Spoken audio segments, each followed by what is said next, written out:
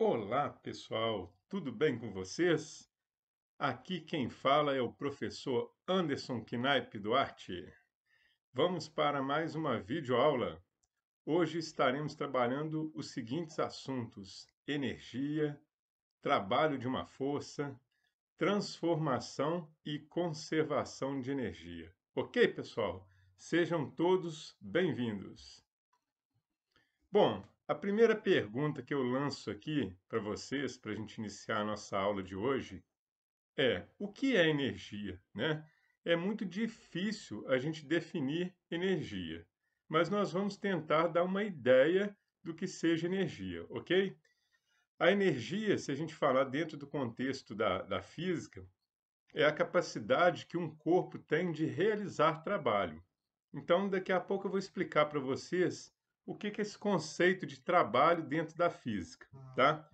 Outra coisa importante a gente entender é que a energia ela pode se manifestar de várias formas, né? Ela pode se manifestar através de calor, ela pode se manifestar através da eletricidade, do magnetismo e entre outras formas, ok, pessoal? Nós temos aqui, ó, duas figuras, né, que vão registrar para a gente algumas formas de energia e também de transformação de energia, ó. Então, aqui nessa primeira imagem aqui, ó, nós temos uma usina hidrelétrica, né? Então, nós temos várias energias que estão envolvidas nesse processo de transformação para, no final do processo, obter a energia elétrica. Nós vamos falar mais adiante que energias são essas, né? E também tem aqui um exemplo, ó, de uma energia renovável, né? Que é a energia proveniente da ação do vento, né? Da força do vento sobre essas hélices aqui que está ligado ao gerador, né? Essa energia é chamada de energia eólica, ok? Então, mais adiante estaremos falando aí dos tipos de energia. Então, vamos voltar ao conceito de trabalho, tá? Então, vamos para essa figura aqui, onde nós temos um homem, né, empurrando um determinado carrinho, ó.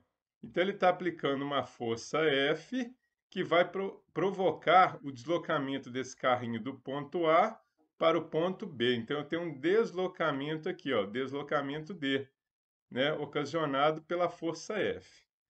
Então, a gente pode chegar ao conceito de trabalho a partir da análise, né, dessa imagem, dessa figura. Ao aplicarmos uma força F em um dado objeto, causamos um deslocamento D nesse objeto. Então, nesse caso, estamos realizando um trabalho. Então, para que um corpo realize trabalho, a gente tem que ter duas coisas, né? A aplicação de uma força e a outra coisa é que essa força consiga provocar nesse objeto um deslocamento. Portanto, nós podemos dizer que o trabalho é uma medida de energia que é transferida pela aplicação de uma força ao longo de um deslocamento. Ok, pessoal? Muito bem. O trabalho de uma força é representado pela letra T maiúscula, tá? Então, aqui novamente eu ampliei aqui a imagem, né? De um homem empurrando aqui um carrinho, né? E qual será o trabalho dessa força F que o homem aplica no carrinho? Então, o trabalho que ele está realizando está aqui, ó, vai ser dado pela força multiplicado pelo deslocamento.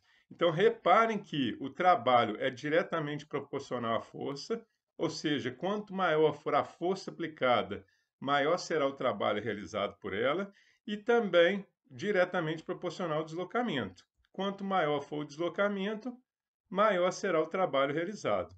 Lembrando que, se não houver deslocamento, só houver a força, mas que não for suficiente para movimentar, né, o objeto, o trabalho será nulo, tá certo? Ok, pessoal? Muito bem. Mas nós podemos ter uma outra situação, né? Eu posso ter o trabalho de uma força inclinada em relação à superfície de apoio do objeto.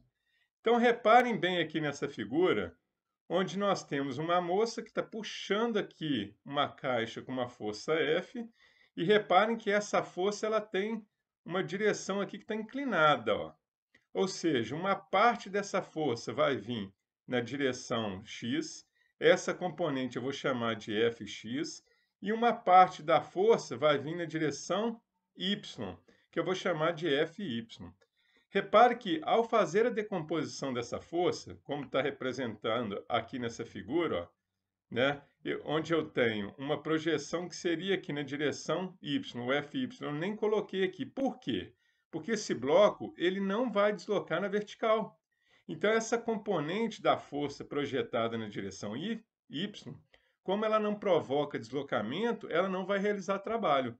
Então, a única componente da força que vai realizar trabalho é a força Fx. Reparem que o ângulo aqui é θ, ó, o ângulo entre a força aplicada e a direção aqui da componente Fx, tá certo?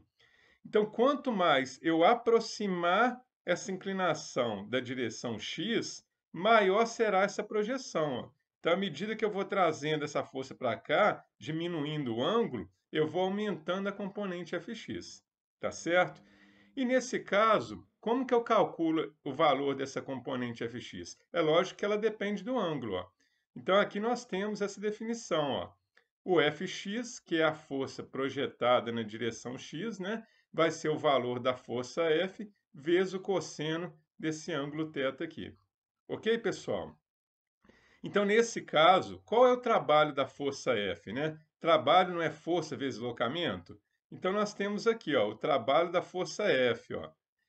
Aí, no caso, qual é a força? É a força na direção x. Quanto que vale a força na direção x? É F vezes cosseno de θ. Então, essa aqui é a força na direção x. Multiplicando pelo deslocamento, eu tenho o trabalho realizado. Ok, pessoal? Tranquilo? Bom, existem dois tipos de trabalho, né? O trabalho motor e o trabalho resistente. Então vamos entender a diferença de um para o outro, ok?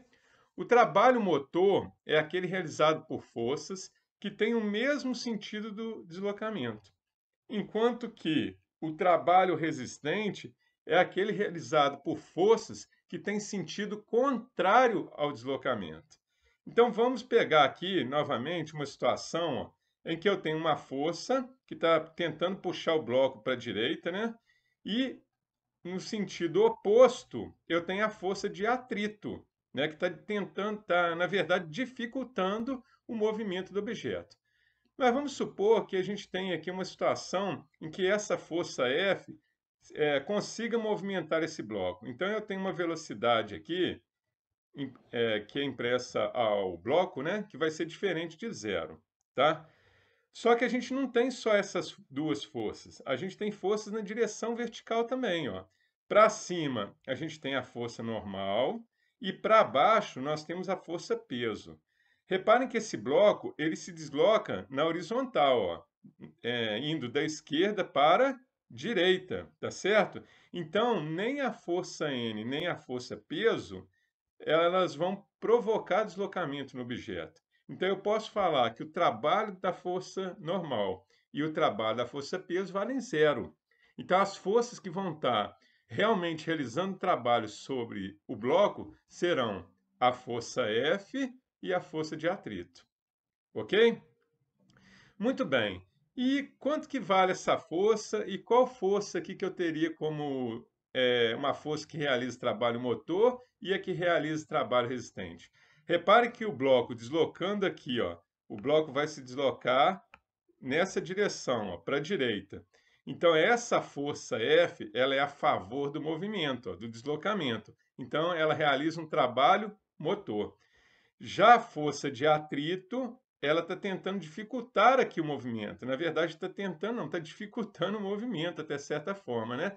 Então, no caso, a força de atrito, ela realiza um trabalho resistente, ok? Então, o cálculo do trabalho motor será dado. Eu vou pegar, então, a força, que é a força F, e multiplicar pelo deslocamento. Então, ele vai percorrer uma distância d aqui na horizontal, tá? Qual é o ângulo que o deslocamento faz com a força F? Ó? Reparem que eles têm a mesma direção, que é horizontal, e o mesmo sentido, da esquerda para a direita. Então, esse ângulo vale zero. O ângulo entre a força F e o deslocamento, o sentido do deslocamento, é zero. E o cosseno de zero vale 1. Então, eu vou ter que o trabalho motor vai ser força vezes deslocamento vezes 1. Então, eu tenho aqui que o trabalho motor da força F será força vezes deslocamento, ok? E qual será o trabalho da força de atrito? Reparem que o deslocamento é para a direita e a força de atrito é para a esquerda. Então, se eu pegar aqui o sentido do deslocamento e o da força, esse ângulo aqui, ó, que vai ser formado aqui, vai ser um ângulo de 180 graus. Então, para calcular o trabalho resistente, eu vou pegar aqui, ó, a força de atrito vezes o deslocamento vezes o cosseno do ângulo, nesse caso, 180 graus. Sendo que o cosseno de 180 é menos 1, então eu vou ter que o trabalho da força de atrito vai ser a força de atrito vezes o deslocamento vezes menos 1. Então, reparem aqui, ó, que o trabalho da força de atrito é um trabalho que tem um sinal negativo. O que isso quer dizer? Né? Que a força de atrito realiza um trabalho resistente. Ok, pessoal? Muito bem. Bom, vamos trazer uma reflexão aqui. Um corpo se desloca apenas quando existe uma força aplicada nele? Por exemplo, vamos pensar que eu pego uma bola, tá? Eu vou chutar essa bola. Quando eu chuto a bola e ela segue o movimento, a força, depois que ela saiu do meu pé, essa força que impulsiona a bola ainda está sendo aplicada na bola? Né? O que vocês acham? Né? Então vamos pensar sobre essa questão. Bom, considere uma pista feita de gelo, né? Aquelas pistas de patinação no gelo, tá certo? Ali o atrito é praticamente nulo. Então eu vou pegar uma pedrinha de gelo e vou arremessar nessa pista. Então ela vai deslizando na pista e vai seguindo lá, né, de acordo com a lei de Newton, né? Ela vai seguir em linha reta, mantendo a sua velocidade, né? Uma vez que o atrito é praticamente desprezível ali, né? Então a lei da inércia, a primeira lei de Newton. Tá certo? Então a reflexão que eu trago é o seguinte: em todo instante em que o gelo se desloca, há alguma força aplicada a ele que o faça deslocar sobre a pista de gelo? Lembrando que a gente está desprezando o atrito, né? Então tá aqui uma questão bastante interessante para vocês refletirem, ok?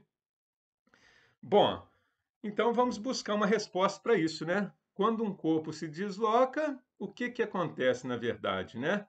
Então, a resposta é que não necessariamente existe uma força aplicada ao corpo, né? Então, o que faz esse corpo movimentar, né? Alguma energia pode estar contribuindo para o movimento do corpo.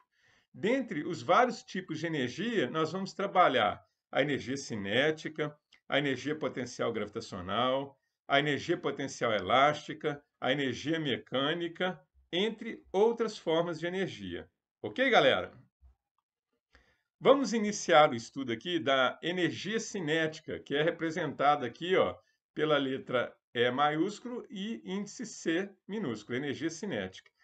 A energia cinética, gente, ela está relacionada ao movimento de um corpo em relação a um determinado referencial. O que quer dizer isso, né? Quanto maior for a velocidade desse corpo em relação a esse referencial, maior será a sua energia cinética. Então, essa equação aqui, ó, da energia cinética, ela mostra para a gente que a energia cinética ela depende de dois fatores. Ó. Primeiro, da massa. Ela é diretamente proporcional à massa. Ou seja, quanto maior for a massa do corpo, maior será a sua energia cinética. E o segundo fator é a velocidade, ó. Mas observe o seguinte, gente, que a energia cinética ela cresce com o quadrado da velocidade. Por isso que é tão perigoso assim os carros quando eles estão em alta velocidade, né? Porque eles estão com a quantidade de energia muito grande, tá? Então, pela equação para calcular a energia cinética, a gente multiplica a massa pela velocidade ao quadrado e divide por 2. Lembrando que, se nós utilizarmos o Sistema Internacional de Unidades, essa massa tem que estar em quilograma, a velocidade tem que estar em metros por segundo, né? Se você olhar no velocímetro do carro, a velocidade vai estar em quilômetro por hora. Como que a gente transforma quilômetro por hora para metro por segundo? Basta dividir o número por 3,6. Por exemplo, 72 km por hora. 72 dividido por 3,6 dá uma velocidade de 20 metros por segundo, ok? Então, desenvolvendo aqui o cálculo da energia cinética, a resposta vai ser em Joule, tá? A unidade do Sistema Internacional para a Energia, ok? Bom, importante falarmos também do teorema da energia cinética. Então, vamos ver um exemplo aqui para poder explicar o que diz esse teorema, né? Considere um bloco de massa m sendo puxado por uma força F. Em um instante inicial, o bloco se apresenta com velocidade VI, tá? Então tá aqui, ó, velocidade inicial, velocidade VI. Após deslocar uma distância, ele atinge uma velocidade final, que eu vou chamar de VF, após percorrer essa distância aqui, ó, a distância D. Vamos supor que essa força aqui, ela está se mantendo constante aqui, ok? Então, o que vai acontecer, né? Eu tenho aqui, ó, essa força, ela está fazendo variar a velocidade desse objeto, ou seja, ela está causando uma aceleração do objeto. E se a velocidade do objeto vai aumentar, significa que há um aumento da sua energia cinética. Então, se a gente relacionar o conceito de trabalho com o conceito de energia, nós chegamos à conclusão que o trabalho será igual à variação da energia cinética. Ou seja, quanto mais a velocidade do objeto aumentar, maior será a variação da energia cinética e, consequentemente, maior será o trabalho realizado pela força F. Então, aqui eu tenho, ó, a variação da energia cinética é o quê? Energia cinética final menos inicial. Quanto vale a energia cinética final? É a massa vezes a velocidade final ao quadrado sobre 2. Menos quanto vale a energia cinética inicial? É a massa vezes a velocidade inicial ao quadrado dividido por 2. Ok, pessoal? Muito bem. Bom, um exemplo prático aqui, né, do teorema da energia cinética. Vamos supor que eu tenho aqui, então, um carro de massa 500 quilos que se desloca sobre uma pista aqui, ó, horizontal, com velocidade constante de 144 km por hora. Só que, quando ele chega aqui, ocorre algum imprevisto, aí ele é obrigado a pisar no freio. Então, esse percurso aqui de 100 metros, ó, é o percurso depois que ele pisou no freio. Como ele pisou no freio, a força aqui ela está contrária ao sentido de deslocamento, tá certo? E qual vai ser o trabalho dessa força? Na verdade, essa força aqui, para poder frear o carro, é a força de atrito dos pneus do carro com o chão, tá? Não podemos esquecer aqui um detalhe, que a unidade de energia de trabalho de ambas, né, são dadas, né, em joule. Escreve joule e pronuncia joule, a letra J. Beleza, galera? Então vamos calcular qual é o trabalho dessa força de atrito nesse deslocamento de 100 metros aqui, ó. A velocidade inicial é 144 km por hora, vai percorrer 100 metros, a velocidade final é quando ele parar, tá certo? Que vai ser zero. Então, a primeira coisa que a gente tem que fazer é verificar as unidades. Ó. A massa está em quilograma, beleza, né? E a velocidade tem que estar em metros por segundo. Então, eu vou dividir 144 km por hora por 3,6. Eu vou ter uma velocidade inicial de 40 metros por segundo. Como o carro irá parar, a velocidade final é zero. Então, eu calculo o trabalho pela variação da energia cinética. Ó. Energia cinética final menos a energia cinética inicial, ok? Então, vamos lá. A energia cinética final, aqui, ó, 1/2 da massa, 500 quilos, só que a velocidade final é zero. Zero ao quadrado dá zero, ok? Menos. Então, agora eu tenho aqui a energia cinética inicial, ó, 1/2 da massa, que é 500, vezes a velocidade inicial quadrado, 40 quadrado. Fazendo essa conta aqui, o trabalho final dessa força de atrito será de menos 400 mil joules. Por que esse trabalho deu negativo, na verdade, né? porque a força de atrito é uma força que realiza trabalho resistente, ok? Ou seja, tem sentido aqui oposto, ó, ao sentido do movimento, do deslocamento. Ok, galera? Beleza? Bom, falar agora da energia potencial gravitacional, que é representado pela letra E maiúsculo, P minúsculo, índice G, energia potencial gravitacional. Essa energia, gente, ela está relacionada à altura que o objeto possui em relação ao chão, ao solo, que eu adoto como nível de referência, ok? Então, por exemplo, eu suspendi um objeto aqui a uma altura h. A massa desse objeto é m, então o peso puxa esse objeto para baixo. Vamos supor que a aceleração da gravidade local aqui em torno de 10 metros segundo ao quadrado. É G, né? Representado pela letra G. A primeira coisa, o peso desse bloco, né? Como que a gente calcula o peso desse bloco? Então, nós temos aqui, ó, o peso é a massa vezes a gravidade, ok? Lembrando que utilizar o sistema internacional, né? A massa em quilograma, a gravidade, que é uma aceleração, é metro por segundo ao quadrado, e na hora de calcular, nós vamos obter o peso em newton, beleza? Bom, qual será então a energia potencial gravitacional que vai representar aqui a energia desse corpo, né? Eu vou pegar a massa dele, multiplicar pela gravidade. Então, na verdade, a massa vezes a gravidade seria o peso, né? Multiplicando pela altura. Reparem que isso aqui é justamente o conceito de trabalho, ó. Essa variação, né, de energia que tem aqui, ó, do ponto mais alto para o ponto mais baixo, é o trabalho que está sendo realizado pela força peso, tá certo? Então, eu tenho aqui o peso vezes a distância, que é h, né? Então, a energia potencial gravitacional também se relaciona com o trabalho realizado pela força peso. Beleza, galera? Muito bem. Então, algumas reflexões aqui. Podemos observar que a energia potencial gravitacional, ela depende de três fatores, né? Da massa, ok? A massa do corpo, da gravidade, né? A aceleração da gravidade e da altura do corpo em relação ao solo, né? Que eu chamei de H, tá? Essa figura aqui, ó, ela mostra uma variação da energia potencial gravitacional, ó. No ponto mais alto aqui, que eu chamei de ponto a energia potencial gravitacional vale massa Vg vezes a altura h, ó, a altura no ponto A em relação ao solo.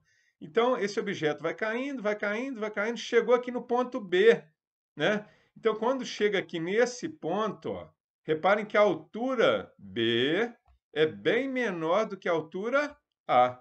Então, a energia potencial gravitacional no ponto B vai ser bem menor do que no ponto A, ok?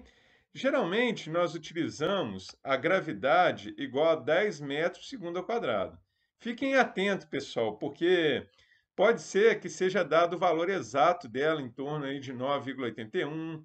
Então, se for dado outro valor, vocês utilizam. Se não for dado, né, nós podemos adotar, arredondar o valor aqui para 10, tá? Então, a gravidade igual a 10 metros segundo ao quadrado. E é aceitável dizer que a gravidade ela é constante na superfície da Terra, dentro da nossa proposta aqui nesse momento. Ok? Muito bem. Bom, nós temos também a energia potencial elástica. Então, aqui, ó, energia P, potencial, e aqui o índice E, que é energia potencial elástica. Então, vamos ver um sistema massa e mola, primeiro na horizontal, ó.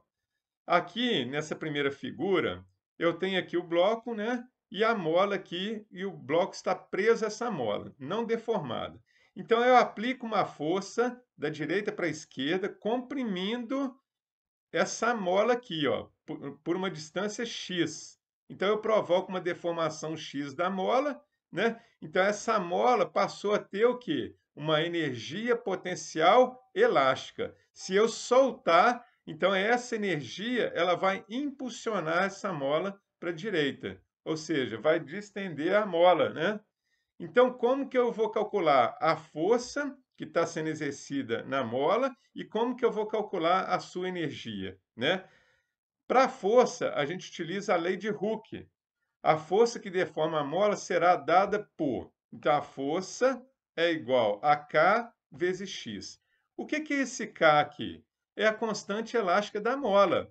Se eu tenho uma mola que é muito rígida, muito dura, essa constante elástica aqui, ela tem um valor maior, né? Se eu tenho uma mola que é mais flexível, a constante elástica é menor. Então, essa constante elástica vai influenciar na força que eu tenho que fazer para deformar a mola. Então, a constante elástica é uma característica da mola, beleza?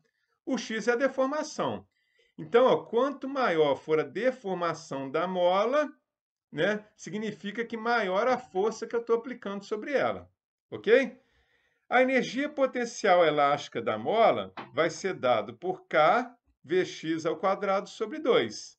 Então, olha só, essa energia potencial elástica é proporcional, diretamente proporcional à constante, e ela aumenta também com o quadrado da deformação da mola.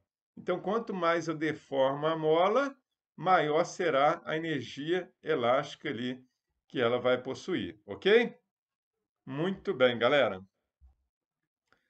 Bom, a força-peso também pode atuar como uma força de deformação da mola. Quando que isso vai acontecer? Quando eu tiver um sistema massa-mola na vertical. Ó. No teto, então, eu tenho a mola presa e eu prendo aqui um bloco de massa M nessa mola. Então, quando eu soltar, o peso que puxa para baixo aqui, ó, ele vai deformar essa mola. Então, aqui eu tenho representado o peso, né, deformando a mola. A força elástica aqui na mola, ó, que está atuando sobre a mola, e para baixo eu tenho o peso, tá certo? Então, eu vou igualar essas duas forças aqui, ó.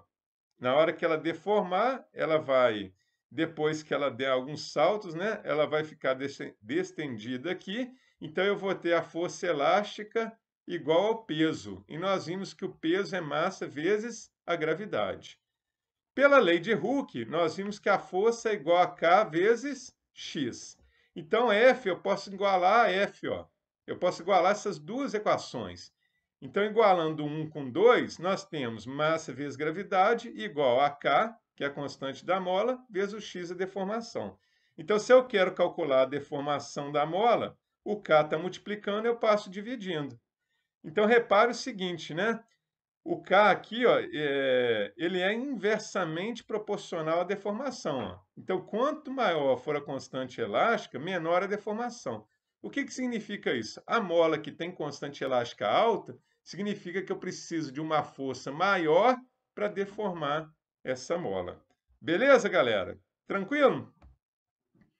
Bom, vamos falar agora da energia mecânica no sistema conservativo, tá? Nós temos sistema conservativo e sistema dissipativo. Então, eu vou explicando aí no decorrer da aula o que cada um representa, tá? Então, vamos lá. Primeiro, em física, um sistema chamado de conservativo, né?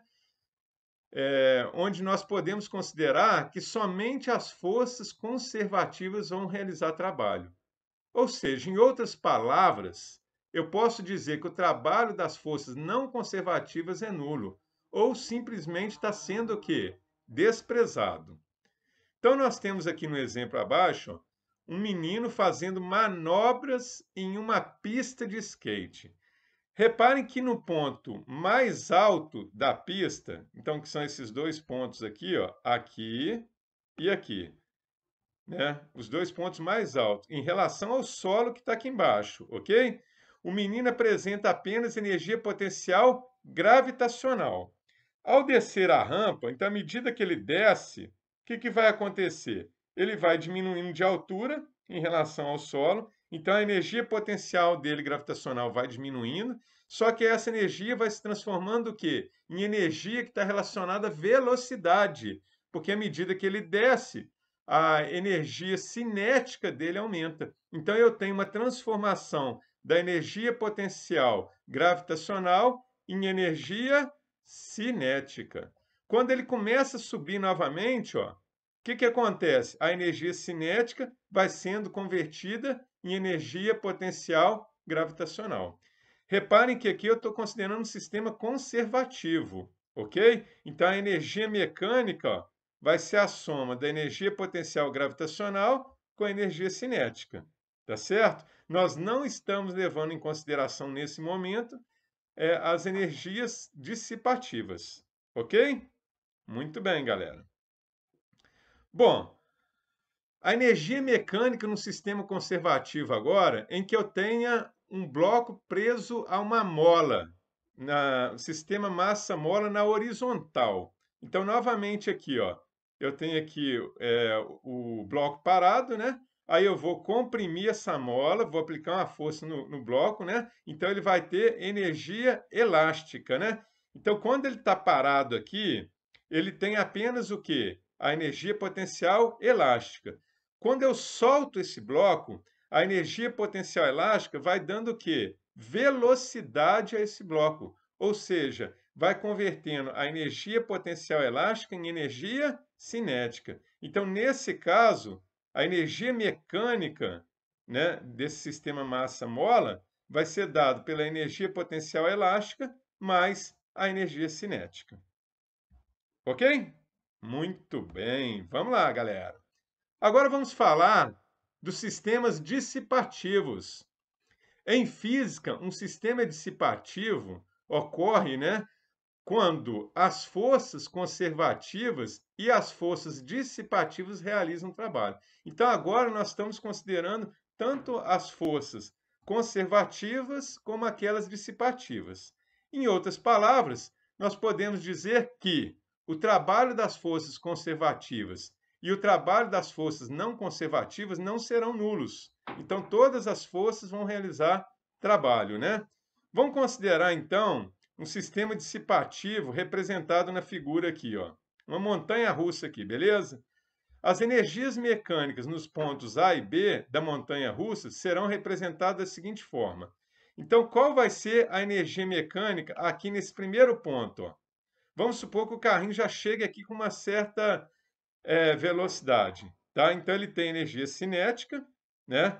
Ele vai ter a energia potencial gravitacional, porque ele tem uma altura em relação ao solo, mas ele vai ter uma parte da sua energia também, o quê? Dissipada, tá? Então, quando eu somo essas três energias, a energia cinética, a energia potencial gravitacional e a energia dissipada, eu tenho a energia mecânica no ponto A. Lembrando que a energia dissipada é causada pela força de atrito. Então, seria o trabalho da força de atrito, ok? À medida que ele desce, o carrinho desce, no ponto B, quando ele estiver aqui embaixo, repare que ele não tem altura em relação ao solo. Ele está no nível mais baixo. Então, nesse ponto, ele não vai ter a energia potencial gravitacional. Ele vai ter apenas a energia cinética e a energia dissipada, tá? Aí, novamente, ele volta a subir. Quando chega no ponto C, ele volta a ter os três tipos de energia. Então, a energia mecânica em cada um dos pontos, eu tenho que somar os três tipos, né, de energia em cada ponto. Ok, galera? Beleza? Bom, agora nós vamos utilizar um simulador aqui, galera, que é o PhET Colorado, tá? Para mostrar um pouco a situação de transformação de energia, tá? Então eu vou dar um clique aqui, né, para a gente acessar lá o simulador. Esse é um simulador bastante interessante, tá certo? Acho que todos vocês vão gostar, né? Então eu tenho aqui uma pista de skate, tá? Eu vou mostrar aqui o gráfico das energias cinética potencial. Então aqui eu não estou usando a energia térmica por enquanto. Eu vou considerar um sistema conservativo, tá? Vou mostrar o gráfico, como que vai ocorrer a variação da energia cinética potencial e a total e vou registrar aqui a velocidade, ok? Então vamos colocar o indivíduo aqui na pista. Olha só, ele só está com energia potencial, ele está parado, ó. Então a energia total, que é a energia mecânica dele, é igual à energia potencial. Aí eu vou soltar, ó. Parei aqui, ó. Repare que quando ele está descendo, ó, ele está com uma certa velocidade, não é isso? Então, nesse ponto aqui, ó, se eu somar a energia cinética com a energia potencial gravitacional, eu vou ter justamente esse valor da energia mecânica, ó, que é a energia total, tá? Então, aqui, ó, ele desce, ó, aqui no ponto, quase aqui no ponto final mais baixo, repare que a energia potencial dele aqui está quase nula, ó. Por quê? Ele está quase no solo. E a energia cinética aqui está quase no seu valor máximo. Tá vendo aqui, ó, o velocímetro registrando uma velocidade alta, né? Então é isso aí, galera, ó. Como não tem energia dissipativa, ó, repare que ele vai ficar fazendo esse movimento, né, de ida e volta, como se fosse um pêndulo, né? Porque não tem dissipação da energia, né? Nós não estamos considerando energia térmica aqui. Na realidade, não é isso que ocorre, tá certo? Nós vamos para uma situação mais real agora, que é considerando o atrito, ó. Então, eu vou mostrar aqui o gráfico, né, da energia, os tipos de energia, o gráfico e a velocidade. Então, esse agora é um sistema dissipativo. Então, nós vamos considerar a energia térmica, que seria a energia dissipada ali por causa do atrito, ok? Então, eu vou soltar, ó, repare que no ponto mais alto, então, ele está parado ali, energia potencial igual a total. Quando eu solto, ó, tá vendo que ele vai diminuindo a velocidade, ó, porque parte da energia está sendo dissipada aqui, ó.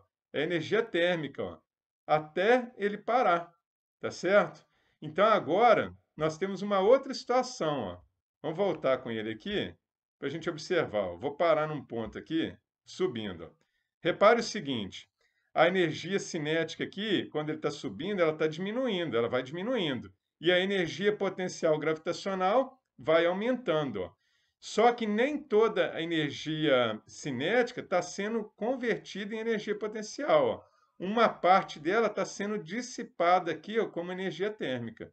Então, se eu somar a energia cinética mais a energia potencial mais a energia térmica, eu vou ter a energia total, tá certo? Que é a energia mecânica. Então, nesse caso aqui, que é um caso mais real, né, vamos dizer assim, eu tenho que a energia mecânica será a soma das três energias ali. Tá certo, pessoal? Muito bem. Agradeço vocês, a participação e até a próxima aula. Um grande abraço para todos. Tchau, tchau.